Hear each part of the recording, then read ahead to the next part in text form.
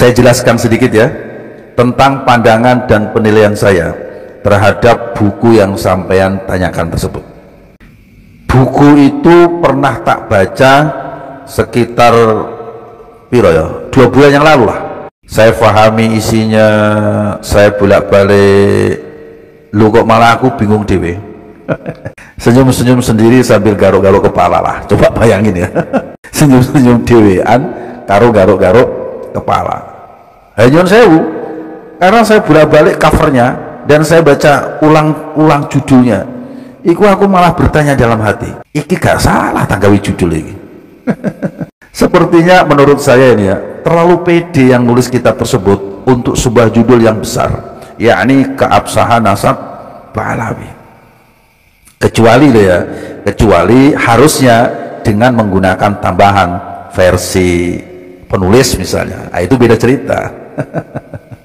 Sebab kalau versi ilmiahnya, apalagi ini bicara masalah nasab, menurut saya gak masuk antara judul dan isinya. Nyun sewu ya, kalau sampean pengen jelas secara detail, saya sarankan coba nanti sampean baca buku ini. Nah tak terus lagi, kalau buku ini dijadikan sebagai kitab antitesis dari tesis ilmiah masalah nasab itu, menurut saya durung kelas. beda jauh lawang isinya Masya Allah, wis penyajiannya kurang ilmiah dalam hal nasab, blunder. Bahkan nyun sewu, saya khawatir bisa menyesatkan dalam tanda kutip nih pemikiran orang-orang awam yang baca buku tersebut ya, kecuali tadi Keabsahan Nasab Ba'alawi versi sopong, nah itu rada enak lah, untuk bisa difahami dari sisi isinya. Sebab saya tidak menemukan korelasi antara isi dengan judul, sehingga saya bertanya dalam hati, mosok iya sih penulis buku iki kurang memahami tentang kaidah ilmu nasab. Itu yang ada dalam benak saya pada saat itu nggih. Nah pertanyaan ini saudaraku yang budiman sebetulnya menjadi suatu bagian penting, mengingat di samping buku tersebut tebalnya ya cukup lumayan, 500 luwih ya, 500 jutaan ya. Iya, juga judulnya terlalu hebat. Nah, dari sini itu saya merasa heran dan tidak habis pikir loh ya, kalau ada orang alim yang saya kenal masuk dalam penyambutan kata pengantarnya. Sebab saya saja ini orang yang bukan orang alim lah, setelah baca buku itu rodok geleng-geleng dasku. Nih, melihat beberapa hal yang menurut saya itu kurang benar dan terkesan manipulatif dalam penyajian sumber referensi yang comot sana comot sini, sepotong apalagi kalau orang-orang alim sing moco, tentu mereka lebih geleng-geleng kepalanya mungkin lebih dibandingkan dengan saya. Tahu gak maksud saya nih? Ngerti ya? Alhamdulillah. Artinya gini, buku tersebut kalau menurut saya biasa-biasa, tidak ada yang istimewa. Bahkan beberapa kesalahan tertulis di sana sini. Masa sih mereka yang memberi sambutan di kata pengantarnya belum baca dulu isinya sebelum menyambut? Atau nyun sewu nggih, jangan-jangan iki, jangan-jangan itu iso bener iso salah. Jangan-jangan mungkin mereka terlalu percaya dari berangkat rasa husnudon. Pokoknya mah baik lah, percaya dan buku Habib beren ya. Kalau benar begini, wah ya wes pineh kumaha atunya. Cuman sangat saya sayangkan. Sangat yang berapa kali? Sebab jika kita berbicara tentang nasab Ba'alawi dan saya mestinya prasangka dzon itu sudah mulai dipertimbangkan lagi, apalagi sekelas ulama, mengingat sudah pernah ada kajian ilmiah yang menyertakan bukti yang jelas, bayinah yang nyata, dalil-dalil yang menjelaskan dari tesis tersebut bahwa ya memang nasab Ubaidillah atau Abdullah itu tidak diketemukan nyambung sampai Ahmad bin Isa. Nah, sebagai seorang ulama mestinya harus sudah mulai ikut menelusuri kajian ilmu ini. Nggih. Ya, setidak-tidaknya membuka diri lah untuk mengikuti perkembangan diskursus nasab ini. Sepakat ente ya. Nah, saudara yang budiman, saya merasa sedikit sekali sajian-sajian ilmiah yang ditulis di dalam isi buku Keabsahan Nasab Pahlawi tersebut yang bersinggungan langsung dengan ilmu nasab. Sebagai buku yang tebalnya lebih dari 500 halaman, piro 500 tidak neman, masya Allah. Maka saya katakan, nyon sewu nggih, buku tersebut kurang ilmiah yang berkaitan tentang ilmu nasab. Walau yang menyambut di kata pengantarnya itu fantastis. Hebat, puluhan orang ya, wong top kabeh. Saking hebatnya sehingga saya sempat bertanya dalam hati, ini yang bodoh saya atau penulisnya yang terlalu pintar? Sehingga saking pintarnya pesan yang ingin dibangun dari penulisan judulnya isinya itu jauh banget dari api. Yang jauh jika ditinjau dari segi ilmiah tentang ilmu nasab. Saya tidak menemukan korelasi antara judul dengan isi buku tersebut. Nyon sewu nggih. Apa iya sebuah buku karya setebal 500 halaman lebih fokusnya ada di kata pengantar? Tentu enggak lah ya. Tapi malah memang jadi terkesan seperti itu. Seolah-olah kalau menurut candaan kawan-kawan saya ini, lagi kitab iki golek dukungan wong sing akeh-akehe atau mencari sebenar-benarnya keilmuan. Aneh ya mah.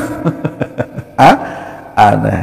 Apalagi jika mengingat masih terdapatnya beberapa kesalahan yang menurut saya seharusnya tidak terjadi di buku sekelas 500 halaman lebih tebalnya dengan penyambutan kata pengantar yang fantastis tersebut. Betul tidak?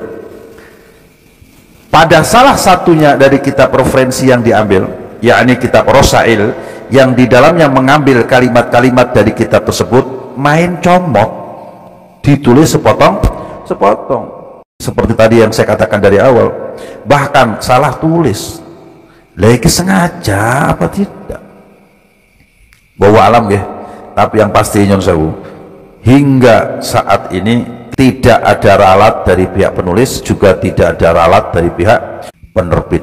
Padahal kesalahan tersebut menurut saya sangat mempengaruhi makna kalimatnya sebagai salah satu bagian tina penentuan dalam ilmu nasab. Lagi maksudnya kumaha ya, sengaja atau nabi kumaha atau memang karena manusia tempatnya salah dan lupa ya, saking banyak yang harus ditulis barangkali. Tapi jika itu yang dijadikan alasan, maka saya pun berpendapat ya wis lah, hanya penulis dan Allah lah yang tahu. Bukan nama panjang kalau mau dijelaskan mah ya. Saya berharap sampai nanti baca buku tersebut, selebihnya nanti boleh kita diskusikan bersama-sama agar nyambung obrolannya dan bagian-bagian mana yang perlu kita koreksi bareng-bareng. Monggo aya nama mending kene ngopi heula sok lah. Kalau banyak, masya Allah, Allah ya karim. Saya teruskan dikit lagi ya. Kalau membaca isi dari buku tersebut, pengambilan referensi kitab yang dijadikan rujukan, ada beberapa penjelasannya yang tidak tuntas di dalamnya, termasuk yang berkaitan dengan syarat perlunya sumber kitab sezaman atau yang mendekati zaman dalam mensikapi syuhrah wal istifadah nasab Pahlawi yang sudah barang tentu tidak boleh menyelisihi kitab-kitab yang ada, kitab usul atau kitab yang terdahulu. Nah, saudaraku sekalian, yang seperti ini tidak dijelaskan secara gamblang di buku tersebut, di bed berikutnya dari kitab yang dijadikan referensi, sehingga ada kesan menyunat. Tahu menyunat ya? Memotong. Kan ini tidak fair untuk sebuah kajian ilmu. Sehingga nyon sewu, jangan salahkan nanti kalau ada orang yang mengatakan setelah membaca kitab tersebut, dia mengatakan ini cacat ilmiah. Demikian pula dengan referensi yang ditulis dari kitab Al-Burqah dan As-Suluk. dalam penyajian buku tersebut yang menurut saya aneh. Kenapa aneh? Sebab dua kitab ini bermasalah, tapi kok dijadikan rujukan, sumber referensi. Ini kan blunder. Lawang kitab yang bermasalah dijadikan rujukan untuk mengungkap satu makalah yang mungkin nyun sewu, mungkin tujuannya untuk menyelesaikan masalah. Lah malah ruwet toh. Dan yang lebih ruwet lagi menurut saya, yang lebih blunder lagi adalah ketika penulis buku Keabsahan Nasab Ba'alawi tersebut membatalkan sebagian nasab dari Duriyah Wali Songo yang ujung nasabnya itu ada pada Sayyid Soleh, dikatakan tidak terverifikasi sebagai putra Syekh Abdul Qadir Jailani. Apa alasannya? Tidak adanya kitab sezaman yang menyebutkan. Dan ini dituliskan, dinukil dari pernyataan Ibnu Najjar. Piye to mas? Iki buku kelas 500 halaman lebih loh. Kata pengantarnya saja orang-orang hebat. Kok bisa-bisanya melakukan kejahatan ilmiah dalam tanda kutip dan sewu? Kenapa saya katakan demikian? Sebab penulis menggunakan comotan-comotan yang sepotong-sepotong yang tidak dijelaskan kelanjutan dari tulisan tersebut. Padahal kalau kita nukil dari kitab Mukhtasar fi Ulumuddin Syekh Abdul Qadir Al-Jailani yang juga dijadikan acuan dari Ibnu Najjar itu sendiri, jelas bahwa Sayyid Soleh adalah putra Syekh Abdul Qadir Al-Jailani yang ke-11, terverifikasi berdasarkan kitab sezaman tersebut. Iya toh, Masya Allah, Allah ya Karim. Kadang saya bertanya dalam hati, apa sih maksud buku ini diterbitkan? Ilmiahnya biasa-biasa, kelasnya apa ya, kelas apa ya guys? Gak enak diomong lah ya, wes pokoknya inilah ya. Kalau dikatakan buku ini sebagai jawaban atas pertanyaan Keabsahan Nasab Ba'alawi, saya mah angkat tangan. Isinya aja bohora karuan menurut saya ini. Lawang narasi kok, cerita-cerita yang diuraikan secara kurang ilmiah. Apa ya? Semacam penggiringan opini yang mengajak pembacanya untuk percaya terhadap keabsahan nasab mereka berdasarkan cerita banyak orang, berdasarkan banyaknya orang yang mendukung. Lagi kitab ini harap boleh dukungan apa harap bicara tentang ilmu nasab. Yang saya bu wis jangan angel tenan ini bro wis gini ya, wis ya, sudah ya.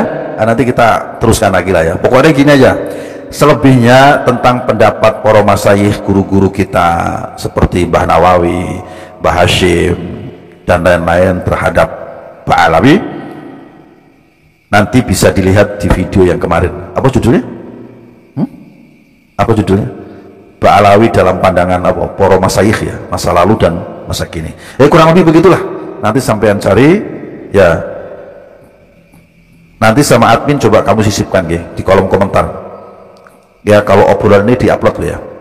Cuman mohon maaf sebelum saya tutup, saya berpesan kepada Majelis Ulama Indonesia untuk ikut juga membaca buku Keabsahan Nasab Ba'alawi ini, berikut membuka referensi kitab-kitabnya yang pernah kita sajikan bersama, yakni abad ketiga sampai dengan abad ke-9 tentang kitab-kitab nasab tersebut.